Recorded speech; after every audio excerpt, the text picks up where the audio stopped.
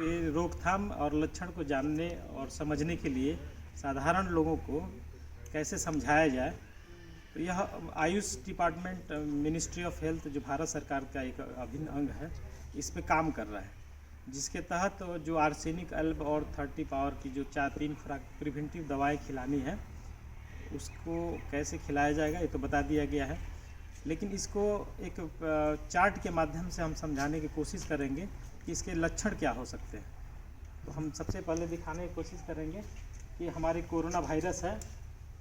और इसमें माथा दर्द आता है, छींक आता है, खांसी, सांस की तकलीफ़ और किडनी फेल जैसी समस्याएं आती हैं।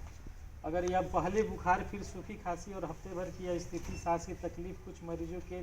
लिए अस्पताल में भी जाना पड़ सकता है। अगर ऐसा सिम्टम हो तो हमको कोरोना वायरस के प्रति सस्पेक्ट जाहिर करना है और वैसे लोगों को नज़दीक चिकित्सकीय सलाह के लिए उनको चिकित्सक के पास ले जाना चाहिए। लेकिन अगर यह वायरस एक बार फैल गया तो फिर वो फैलता जाएगा, इसलिए उसके बचाव के लिए हमको ज़्यादातर यही काम करना है कि हम यहाँ दिखाना चाहेंगे आपको कि यह वायरस संक्रमण को खतरे को कम करने के लिए सबसे पहले हमको साबुन और पानी से हाथ को साफ करके कुछ खान पान करना चाहिए। दूसरा कि छींकते वक्त नाक पे इस तरह के मास्क आप यूज करें या नाक में रुमाल ढक करके आप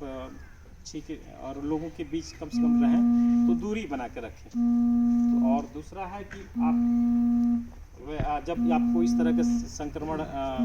कोरोना वायरस से रिलेटेड होता है या सिंपली कफ एंड कोल्ड का भी होता है, तो अपने आप को थोड़ा सा गैप बना के रखें। तीसरा है कि खाने पीने में जो भी मांस वगैरह यूज होता है उसको ठीक से पकाएं और अधकच्चा मांस नहीं खाएं। जैसे अंडे को हाफ बॉयल करके खाते हैं लोग, बहुत सारे चीज़ को स्टीम बॉयल करके खाता है या ठीक से पकता नहीं, उसके चलते भी ये वायरस ही हमारे बॉडी में इन्फेक्ट करता है, फिर हम लोगों को देखते हैं। और सबसे लास्ट है कि जंगली जानवर या जीवित जानवर, जो जीवित जंगली पशु और पालतू पशुओं से दूर रहने का मतलब है कि अब हमारे घर में पालतू पशु भेड़ बकरी वगैरह हो गया, कुत्ता हो गया, बिल्ली हो गया,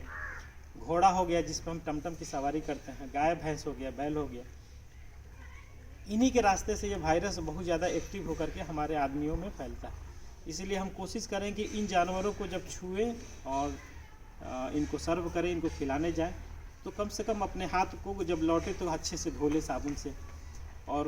जब अगर हम को छींक वगैरह हो तो इन जानवरों को पास जाने के समय मास्क कवर्ड कर लें और इन जानवरों से दूरी कम से कम बना के रखें कुछ महीने, कुछ सप्ताह, ताकि हम अपने आप को बचा सकें। और जब हम अपने आप को बचा सकते हैं तो फिर हम